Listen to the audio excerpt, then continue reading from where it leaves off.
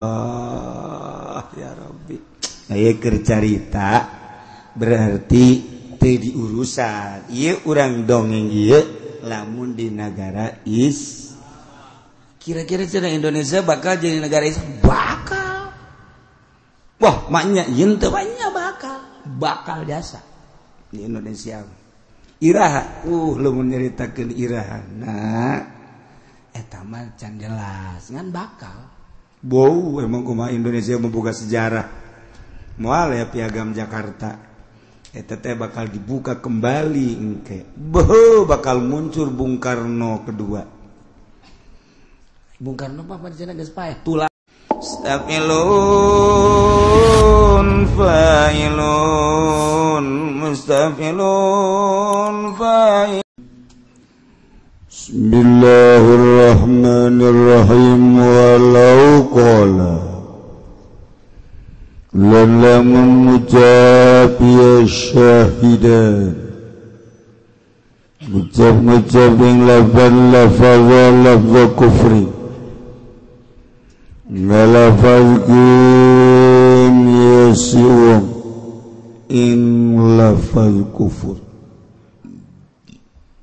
Doa maka ngaku ya siwang ikrohan ing dan paksa Sudiqa maka dan benerakan ya wong mutlaqan halim mutlaq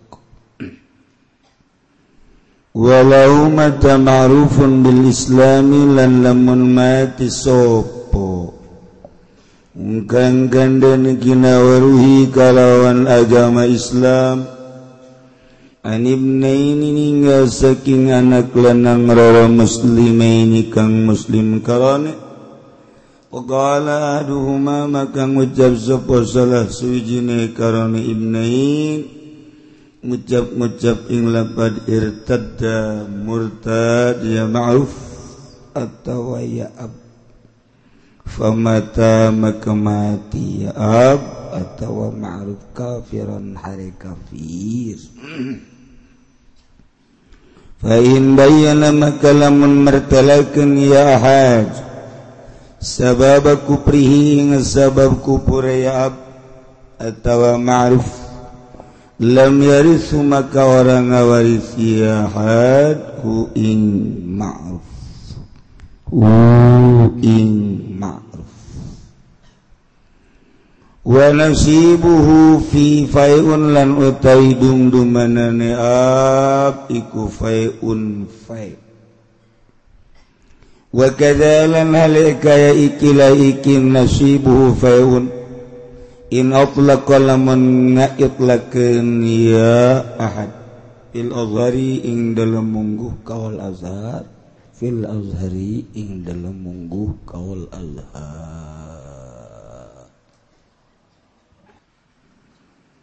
urang masih keneh ngabahas tentang riddah walau qala lamun dua saksi nyarita Zaid jeung Umar lapor ka kejaksaan ngalaporkeun tentang bahasa anu diucapkeun ku Ki Khalid bahwa Ki Khalid nyarita kula sebagai saksina cek Zaid jeung Umar dina carita anana nyaritakeun tentang bahasa kufur jadi Khalid teh dihareupeun kula nyana menyatakan bahwa nyana asup Kristen atau lain sakadar asup Kristen nyana sujud ka patung Masya Allah batu pajar pangeran takkan lamun di negara urang makos kitu tah masalah. Andai kata urang lapor ke polsek atau lapor ke kejaksaan, isi laporanana bahwa Khalid telah mengatakan bahasa kufur. Atau cak jaksa teh masing-masing bahasa. Jaksa pasti ngomong gitu. Sebab negara orang malih negara Islam cak jaksa teh sia teh nyaho. Ieu mah negara kafir, negara Walanda, demokrasi. Jadi teu ditanggapi di urang mamun aya nu laporan kos kitu. Geus anak teh ditanggapi eueuh hukum anu menyatakeun andai kata keluar tina agama Islam mesti kumaha eueuh hukum di urang. Sebab di urang mah lain negara Al-Quranul Karim. Jadi di urang mah nagarana negara demokrasi. Geus eueuh tanu laporan bos kitu. Dina laporanana atuh cak jaksa teh ngabau-bau sungut sia laporan ka aing. Eueuh guna laporan kos kitu. Kok ieu dina kitab aya? Ieu mah lamun nagarana negara syariah. Negara Islam. Aturan-aturanana make Al-Qur'anul Karim. Ketika aya jelema kaluar tina Islam, tanggapi. Panggil. Dicoba-coba ku jaksa teh diintegrasi bener atawa henteu. Andai kata bener aya hukum ke. Andai kata henteu mesti kumaha. Tuh kan. Ngeunaheun naon make aturan Al-Qur'anul Karim urusan agama. Di negara demokrasi mah urusan agama mah diserahkeun ka tokohna masing-masing. Islam serahkeun ka kiai. Kristen serahkeun ka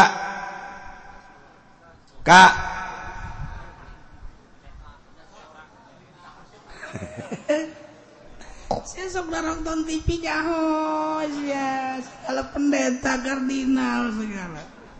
Geus kumaha siapa eta? Mun budak dipersilakeun dispasrakeun ka tuh, saya sok utang hitung biksu cenah. Tuh cak biksu ieu mah bangunan tusuk sate. Tidak boleh dipakai usaha atau teu meunang dihuni. Eta biksu eta kos kitu. Di Islam mah tusuk jarum, tusuk sate los. Enggak salah. Tuh kan. Jadi agama diserahkeun ka masing-masing tokohna. Geus nagara mah ngurusanana ngan ukur pitayeun doang. Mentak wajar korupsi. Wajar sebab hukum.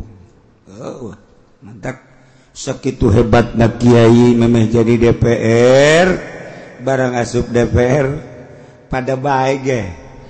Widih, ya pada baik korupsi. Ya wis akeh DPR kiai ku Jawa. Yang sudah mas titik lah, anak ge hiji 2 3 4 5. Masya Allah. Tuh kan. Ima urang geus jaho, geus urang nyaritakeun tentang iridah lain masalah urusan manggaridah lain, tetapi di negara teu ditangani. Geus eueuh hukum urusan murtad aya di negara demokrasi. Urusan salat jeung teu salat teu ditangani, urusan munggah haji jeung teu munggah haji teu ditangani. Eta cenah aya di negara munggah haji. Teu lain urusan munggah haji jeung teu munggah hajina, nya mah ngararapi ge hayang untung di munggah haji. Karti Gusia. Sekali deui lain ngurusan munggah haji, lain ngurusan agama lain. Ngurusan soteh hayang hirup meuli mobil di munggah haji. Ki heuleus ulah ka bener lanan ieu aing keur ngomong ieu. Ieu ngaji ngaranna beh nyaho. Urusan di negara.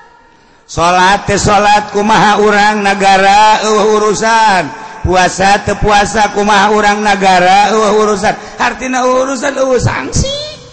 Munggah haji teu munggah haji kumaha urang sanksi. Sugan nu teu munggah haji kena sanksi naon di negara teu aya. Adapun eta nya urusan munggah haji hayang dahar di nu munggah haji.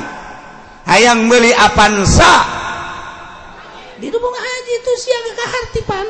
Aing ngaji mah lain di urusan lain. Lain zakat dek teu zakat teu kena sanksi di negara. Lamun dikenakeun sanksi, wow bupati pangeulana kena sanksi. Gubernur pangeulana kena sanksi. Eta ditangkep lain urusan agama teh mah urusan negara. Dek zakat dek teu zakat urusan urang. Adapun eta nyana cenah sagala zakat fitrah dirangkum, je hayang ngaroko di nu ngazakat. Tah aya dibejakeun kos kitu tah. Lain urusan lain. Mun kitu mah aya sanksi, mun teu zakat kena hukum. Karak eta ngaranna ngurusan. Mantap aing hayang jadi DPR ge ye. Aing dek dijieun undang-undang lamun teu ngazakat ditalian gejeburkeun ka sumur. Wah, pejabat loba anu ngagejebur ka sumur. Nu sugih loba. Ieu mah keur carita abdi padi mah ngaji na jeung urang lembur. Aya jeung urang lembur mah pan teu kahartieun nya namun geus tokes kitu. Teu kahartieun nya mah kudu kos kitu bae. Oh. Eta ge kaharti keur di majelis doang. Kaluar bae di majelis teu kaharti deui bae. Iya mengkonon orang mah kampung mah ge. Aja aing ngaji jeung urang lembur mah gitu supaya jelas. Aing mah teu narima urang kota ieu teh. Henteu ieu mah ngaji ka dieu mah nu urang lembur, nu bodoh, bae tah mah resep jadi ngaji jeung bodoh mah. Urang sanajan salah nu nyalahkeun pan. Jeung kula mah teu bangga kula mah diajian ku kiai kitu ngajian. Henteu aing mah bisi salah. Ngaji urang kota cenah ngaji aing mah bahasana ge teu bisa. Sebenarnya bahasa sia aing dia di kemana dia dia tuh kan pandai gelang dong urusanana tah teu nu pinter mah geus kudu ngaji ka dieu kiai-kiai geus teu kudu ngaji ustad-ustad geus kudu ngaji aya hayang bararego mah ka ditu terus ya jeung urang lembur bae ngaji ngeunaheun lembur bae jadi orang belag-belug kaharti teh ngurusan di negara demokrasi mah teh ngurusan agama dek kumaha tadi kumaha nu nyekel agamana eta haji lain di urusan agamana administrasina eta zakat lain di urusan supaya ngazakat jeung henteu na mun di urusan mah mun teu kena mun teu ngazakat kena sanksi eta mah hayang milu ngaroko di nu ngazakat hayang milu ngebul dapurna di nu ngazakat aya deuk urusan zakat lain sakadar kitu ya tata jelema sanu teu ngazakat kenakeun sanksi kitu eta karak ngurusan agamana ieu lain ngaran ngurusan teh aing ngomong panjang tenjore tuh gitu kan itu di urusan urang teh sanksi mantap aya be organisasi NU Muhammadiyah Persib kemudian aya HTI aya Khurud eta teh kulobana konsumen agama Ismilu KNU, Ahli Sunnah wal Jamaah, Muhammadiyah, semi Wahabi, Persib, Wahabi meles. Kemudian atuh kaditu kauna HTI, can kajahuan, Huruj, atuh urusan padilah nya nama ke masak di masjid. Berang deui dakwah kene dakwah. ente salah. Namun orang nyaritakeun keberhasilan Islam khuruj berhasil. Ulah nele di Indonesia sebab di Indonesia mah Islam. Nele coba di Amerika, tingali coba di Inggris, di Jerman. Anu nyana terus nelusuk termasuk HTI. Di urang mah encan katarima kakarak siap-siap ang nya nya ente. Sebab naon? Di urang geus terbiasa di NU, di Muhammadiyah. Aya organisasi anyar masih kena sanksi, tapi di luar negeri perjuangan anak tingali perjuangan di luar negeri. Nah ikir cerita perjuangan NU berjuang sarua baik, buabe berjuang. Nah mentak dipersilahkan ke kepala masing-masing. Guys, urusan agama rata-rata masyarakat nanya ke kiaina, nanya ke kepala suku nyana menang jeung henteu geus teu nuturkeun pamarentah, nurutkeun ka kiaina sebab pamarentah teu ngurusan. Cenah pertikahan nyala lain nyaritakeun urusan hukumna, nyaritakeun administrasina. Nikah harus masuk ke pemerintah. Sabaraha nikah? Kumaha negara, kumaha daerah di mah sakitu, daerah di mah sakitu, daerah di mah sakitu. Aya masalahna kala eta dina Fathul Muin mah dina iana. Lamun urang dahar tina duit anu nikah artina mun henteu lapor teu ditikahkeun, berarti kudu aya laporan jeung kudu mayar. Haram apa halal duit tinggal di dalam kitab gitu. Sebab nikah mah dianjurkan ku agama, urang didinya nyokot. Nah eta kecuali nu kumaha dilangsungkeun bae, adapun mere jeung teu na kumaha nyana eta mah halal. Tapi lamun dipatok wallahu a'lam. Ji ongkos maca khutbah atuh sarua bae tanyakeun halal apa haram da duit maca khutbah dina Jumat. Kecuali maca khutbah karena Allah, aya nu mere atuh karena Allah teh mah ngaranna. Lamun kitu mah aing daek maca khutbah tapi aing bayar ku sia naik atuh gaji aing. Eta halal apa haram tanyakeun bae aja barisa ngaji nyana. Bacaan kitabna. Cenah teu kapanggih moal dibejaan ku aing. Deuleun bae heulanan. Halal apa haram sesuatu nu wajib. Tinggal gitu bae. Mantap kula kadang-kadang muringis ge kok baheula mah di kota jeung Muhammadiyah nu kitu teh kuari terus ka lembur-lembur. Kuli maca khutbah. Kuli maca khutbah. Eta kos kitu teh. Aju kiai deui. Kuari kiai na di dieu. Ye ulah kitu ceureuh kiai ndek balik si Allah. Gusti Allah lagu. Yu urang beberes diri urang pisahkeun agama jeung dunia supaya lempeng urang sakumaha urang dipagahan ku ulama-ulama selalu naon bae make lillahi sholli fardhu maghribi salasa rakaat musabbil lillahi ta'ala. Sholli fardhu Jum'ati rakataini lillahi. Jumat di jerona termasuk khutbah. Aya aturan hayang naik gaji khutbah. Eta teu arti yang mah ka kiai tah. Ai kitu mah nya maca khutbah, tas khutbah ya anu ngeupeula. Naon ieu? Henteu ieu mah naon ieu? Barang di deuleu teh kurang gede. Siapa kiai, aduh masya Allah, karim, lekiraha atau dedeketan jeung Allah. Lepas, malah mau orang lamun di jalan dekat masjid, aya nu mere duit, cokot, masukkeun ke masjid. Urang anu mere duit, di jalan, kiai, alhamdulillah, masya Allah, aya nu mere 5.000 ka masjid, aya di nu sasalaman 10.000 ka masjid, kan ka kotak, aya nu mere 1 juta.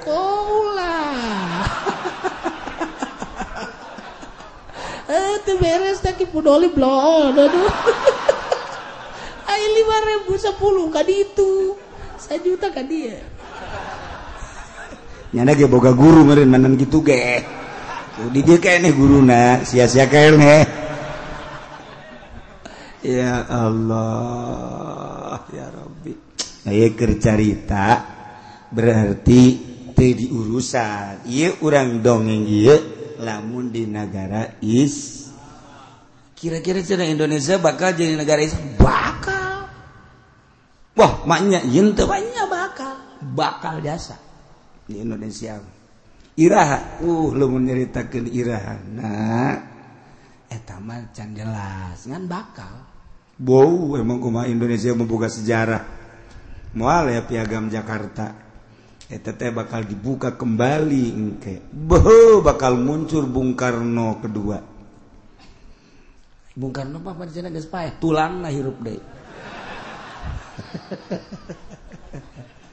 urang cerita Indonesia mah moal anggeus panjang dongeng Indonesia mah panjang sebab nyaritakeun perjuangan nu geus didongengkeun dibukukeun nu encan ge dibukukeun nu encan terjadi Indonesia bukukeun wah cenah nyanyahoanan teu nyanyahoanan geus kos kitu bae sakumaha Pak Harto nyieun repelita 1 2 3 eta teh rencana 5 tahun ieu 5 tahun ieu 5 tahun kaharep hanya rencana pelaksanaanna kumaha anu nyekelna rencana dan rencana Indonesia geus boga rencana weh hebat Indonesia mah tuh nu mendak kuari sadunya kabeh keur neuleukeun Indonesia sadunya ieu mah Timur Tengah Amerika Eropa Australia keur neuleuh ka Indonesia ada apa sih di Indonesia kok hidup tentrem amat damai amat itu bisa diadu domba di luar mah di luar masalah setik jegur tapi di Indonesia lain saeutik anu ngadu domba negara di nu ngadu domba na tetapi tenang bae di batur mun presiden kos urang kuari geus kalut di urang henteu ieu sebodoh aya nyana daek jadi presiden terus hebat Indonesia ieu dadak ulah orang Indonesia aya naonan Indonesia ieu pohara sebab lamun urang caritakeun kaistimewaan Indonesia moal anggeus-anggeus keur masugih makmur jelemana pohara jasa padahal ilmu kewalian teh menang ti Baghdad tapi nu juara di wali loba jasa di urang atuh lamun carita nu dihina di urang loba jasa kuari-kuari ge dihina dicaci dimaki ku jelema barang nyana ka Mekah di Madinah keur kieu we kaget anu nyarekan teh kaget ieu jadi bicarekan ku aing teh kan cenah aya di dieu teu mungkin nyana ka Mekah naik pesawat lantaran susah jasa di Ciduhan malah mah begitu nyana endeu ka dinya nek menta hampura calang-calang lompat puyengeun teh jelema kuari-kuari eta aya keneh nu kos kitu lamun urang nyaritakeun kamari segala Ki Musa segala komo belo-belo dan lain sebagainya loba jasa kuari-kuari aya nu kos kitu nyarekanan jelema hina atep ka daek lantaran meureun asa teu sopan tapi barang nyana ka Madinah keur aya di raudhah keur kieu nyana lain ka Kangjeng Nabi neuleukeun eta mah ieu jelema nu ku aing dihina teh aya di dieu heran cek cenah heranin jan masyaallah ta ieu Indonesia mah kaya dengan kewalian aja pengen geus 4 kali jadi wali ada wali jurig sama kos itu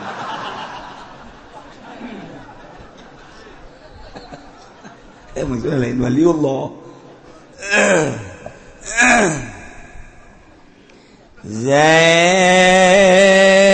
jeung Umar lapor isi laporanana bahwa Khalid nyaritakeun tentang bahasa kupur anggil Khalid kamu Khalid iya Pak sebagaimana laporan dari Zaid dan Umar dan Zaid Umar siap menjadi saksi isi laporannya bahwa engkau Khalid telah mengucapkan bahasa kufur bahwa engkau telah masuk Kristen. Betul apa tidak? Pada ikrohan. Hakim, abdi, aing ngomong soal bahasa kufur mah bener. Cuman abdi teh dipaksa. Ya, jadi dipaksa ya. Jadinya na ikrar ngaheukeun kana bahasa Zaid jeung Umar sila poranana diterima. Ki Khalid ge ngan abdi ngomong kufur teh eta teh dipaksa. Kumaha eta? Suddiqa mutlaqan. Benerkeun Khalid secara mutlak. Artinya secara mutlak geus ulah dirinci deui. Ulah coba bahasana kumaha jeung naon coba kitu pemaksaanana bentuk pemaksaanana ulah geus. Tuh. Cenah pan kamari geus dipaksa kudu dijelaskeun. Ainu kamari mah berbeda. Cetik Ngagicrek mah. ngaji teh hasilna kos kieu. Mantap kula ge sok puyeng. Sekolah tadi liwat baik gitu ya. Hese ngaji. Ari kamari mah walau syahidu. Andai kata para saksi nyaksian biridatin karena murtadna si Prengki kamari mah. Imam Khalid. Kemudian diajukan ke hakim. Barang diinterogasi ditanya si Prengki, Paan karo inkar teh ya inkar karena pernyataan saksi, bukan? Tuh, ai santri mah tuh nyaho. Oh iya, ai lain santri mah bodos ya. Ai mah geus tari masak bae ngaji ya. Kos kieu ya aing moal magahkeun ka batur, jeung aing moal murtad lah. Ai santri mah pan nengetkeun. Bahasa kamari jeung bahasa kuari. Ainu kamari mah si Prengki setelah diintegrasi inkar karena pernyataan saksi inkar. Lamun inkar karena pernyataan saksi hukimah bisyhadah tetap nu dimenangkeun saksi. Ari ieu mah ikrar tuh. Ai kamari mah cak Prengki teu kula mah teu menyatakan kafir. Jangan menyatakan bahasa kafir. Henteu tah ai ieu mah oh bener cak Khalid. Kula ngaku ai ngabahasakeun bahasa kufur mah ngaku ngan kula mah dipaksa. Bukan beda. Ai tadi mah langsung ingkar karena persaksianana. Ai kuari mah ngaku karena bahasa saksi ngan nyana teh dipaksa. Oh, ai kos kitu mah geus henteu kudu hese-hese. Geus bae benerkeun nyana. Berarti eta mah taktik doang kos kitu mah. Loh, beda setik. Geus lah puyeng mongko. Kita ngaji mah asal geus ka hakim bae ge puyeng. Asal geus ka hakim, ka kejaksaan pasti puyeng sebab masalah berbeli. Mantak panggilan ka neraka hakim. Bapak na Abu Nawas ge celina curek sabelah. Lantaran eta ngahukuman. Ai nu sugih nu mere duit dihukuman. Ngeunah tek ai nu susah diabaikeun. Atawa teu mere duit di pulungkat palengkotkeun. Eta baheula. Atuh komo saiki weh. Wis lah saiki mah. Masya Allah karim. Zaid boga anak dua Umar jeung Bakar agama Islam kabeh. Zaid bapakna Islam, Umar Bakar anakna Islam. Atau emang asal bapak Islam di orang Islam kecuali di Jawa. Di Jawa mah bapakna Islam anak Kristen, bapakna Kristen anak Islam.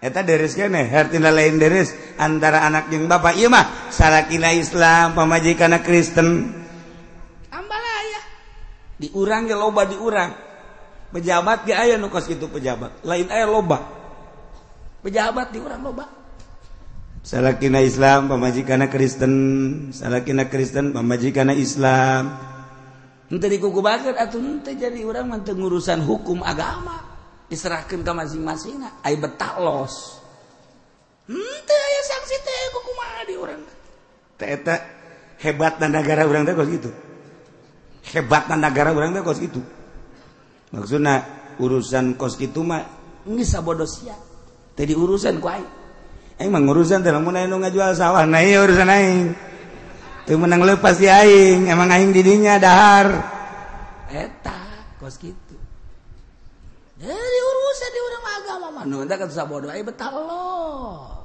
cenah perkawinanna aing mah henteu jaritakeun perkawin ai sia betah mah salakina Kristen pamajikanna Buddha salakina Islam pamajikanna Kristen ai betah mah los ai mah kos kitu teu sanksi teu aya sanksi di negara di urang teu aya sama sekali ya, berarti lain negara syariat ieu mah asalnya bae ieu mah asalnya bae beusi engke aya nu hidup partai hidup mau Islam kurang kumaha petilu make asas Islam bener pembohong kelas kakap jadi orang make asas Islam ai jerona emang Islam henteu emang undang-undangna mana Islam eueuh mending Golkar sakali nah hadena cenah aing Golkar nyungsep Golkar nu beres kabeh penipu kabeh da kiai bae katipu di urang make Islam kumaha mah hanya untuk meraih merangkum massa supaya loba henteu aya udang-udang da mana nu teu salat kumaha nu teu puasa eueuh sanksi nu zina eueuh sanksi nu nginum arak eueuh sanksi los wat di urang mah kos ka ditu nu maling ge nu di luhur mah eueuh sanksi lamun dihandap can bengok mah ka mun geus bengok ka arab eta ge hukum teh jangan susah Masya Allah cenah atut ke penjara siapa teh nyaho atut di penjara deuleu ai penting di mana ya emang ngabejaan bae ka sia atut di penjara penting da deuleu di mana atuh aing pernah nganjang kayangan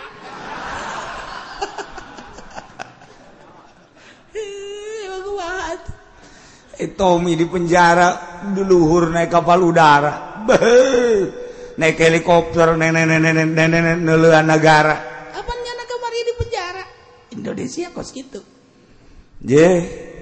tuh gubernur Jambi di penjara emang beneran di penjarana Indonesia hayang nyaho mah ente mun hayang nyaho tah coba tah atut teh ulah ka dayus ulah ka mana atut tah gubernur urang sararea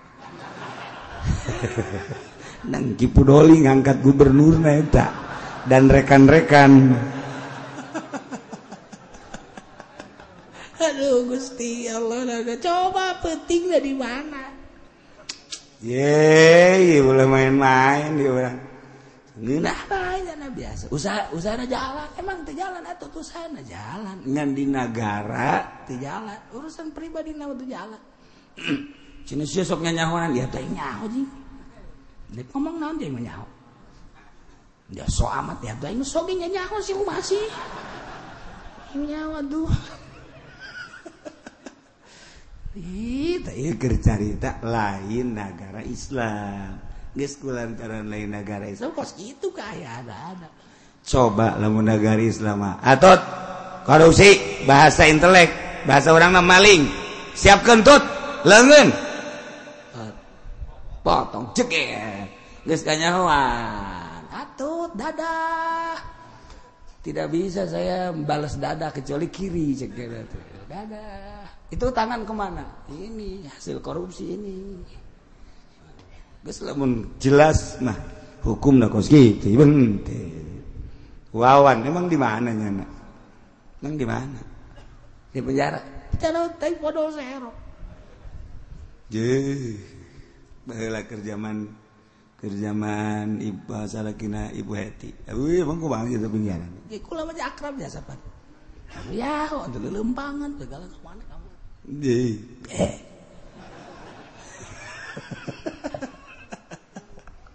Tuh, ngomong Haji Pendi di penjara saumur hirup.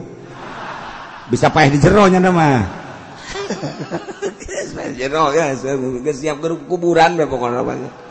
Nyogok teu bisa bener mah. Tah bangsa nu kieu bener bengo geus. Yang ngaji ka mana sih? Supaya nyawa lain negara Islam, negara demokrasi Pancasila. Pancasila Bhinneka Tunggal Ika. Eta bae heulanan ku ari mah keur eta. Atuh engke urang bakal jadi negara Islam bakal. Kumaha mimitina tuh? Engke ge aya. Urang nyawa zaman nyawa henteu. Zaid agamana Islam boga anak dua Umar jeung Bakar kemudian Ki Zaid mau ternyata aya pernyataan ti salah sahijina anak cek Umar ieu mah kula jelas-jelasan lapor bahwa bapak kula maot murtad. Salah sahiji anak tina dua Umar jeung Bakar. Umar menyatakan bahwa bapakna yakni Zaid maut murtad atau hanya murtad kemudian maut kafir berarti mautna bisa di gitu ngaranna bisa dipercaya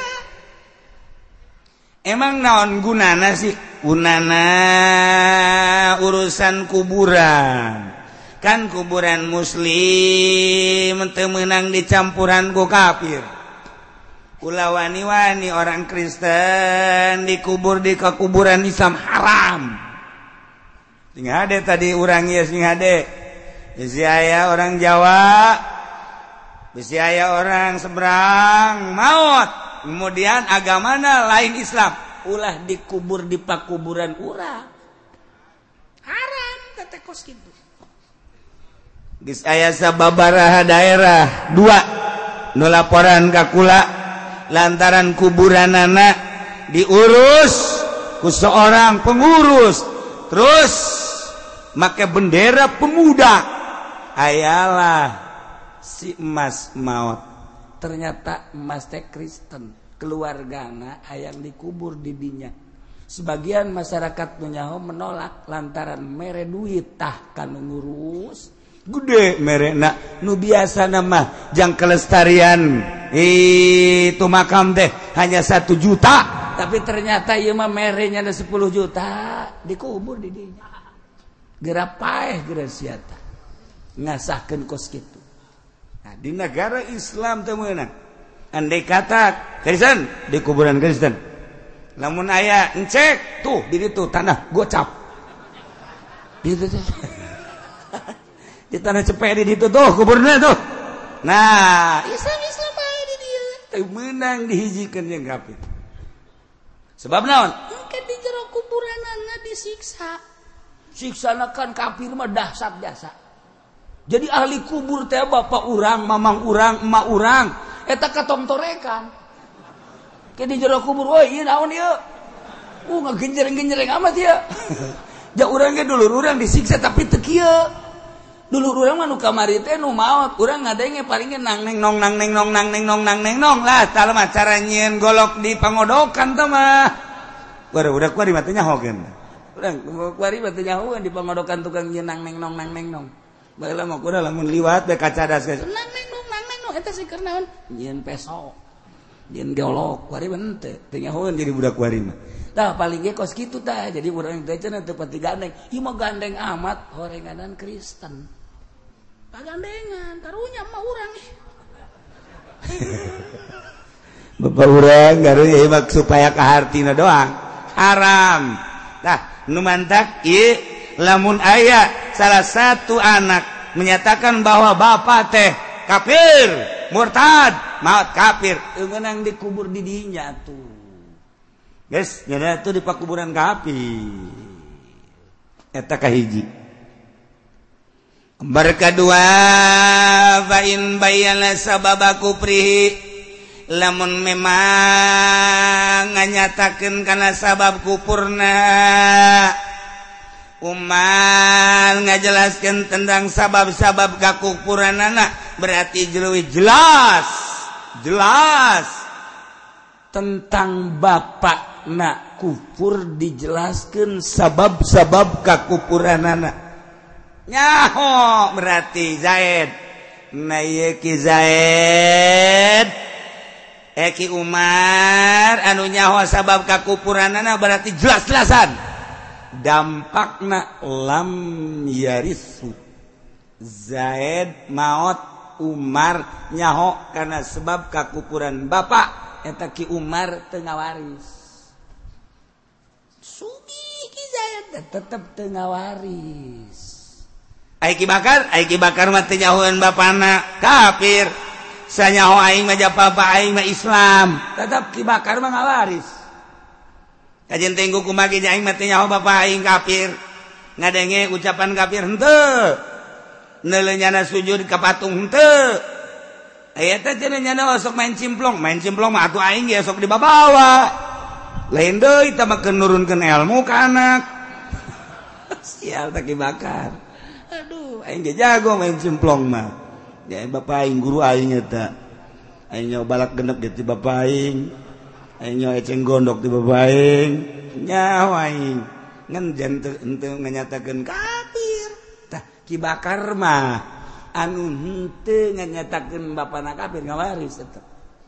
Tapi Zaid Umar nganyatakeun bapana kafir teu ngawaris sebab beda agama teu ngawaris.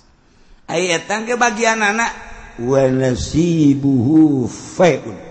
Bagianana engke jadi harta pe. Jadi harta pae teh lamun di negara Islam ayana di Baitul Mal. Di urang eueuh. Geus aya nu maot-maot kitu teh eta eueuh urusan jeung negara. Urusan di negara urang mah sebab eueuh Baitul Mal, eueuh pae.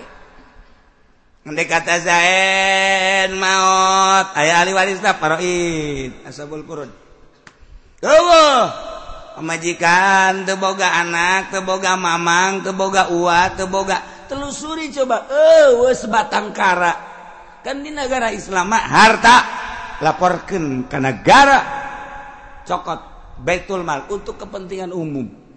Tah ieu lamun di negara urang kos ieu kamanakeun?